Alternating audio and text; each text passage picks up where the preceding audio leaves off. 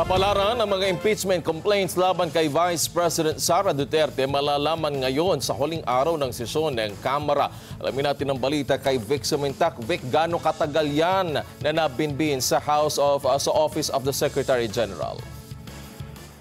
Wedge, matapos mabinbin ng mahigit isang buwan sa Office of the Secretary General ng House of Representatives ang tatlong impeachment complaints na inihain laban kay Vice President Sara Duterte, malalaman ngayong araw ang kapalaran ng reklamo laban sa pangalawang Pangulo. Nagpatawag ngayon ng Majority Group Caucus si House Speaker Martin Romualdez para pag-usapan ng mga administrative agenda ng patapos ng 19th Congress.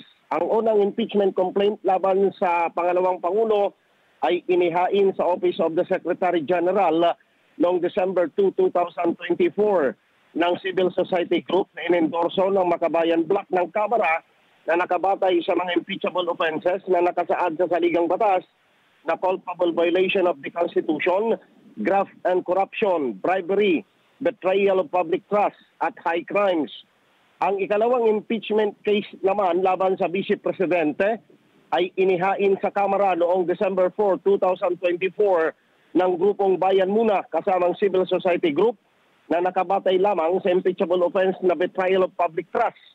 Ang ikatlong impeachment complaint laban kay VP Sara ay inihain sa Kamara noong December 20, 2 araw matapos ang holiday season break ng sesyon ng Kongreso noong December 18, 2024 ng grupo ng mga abogado at civil society group na nakabatay sa mga impeachable offenses na culpable violation of the Constitution, betrayal of public trust, bribery, kasama ang hindi impeachable offense na malversation of public funds. Ang sesyon ng Kongreso ay magtatapos ngayong araw at muling magbabalik sa buwan ng Hunyo matapos ang May 2025 midterm elections para sa sine die adjournment o opisyal na pagsasara ng 19th Congress at pagbubukas naman ng 20th Congress.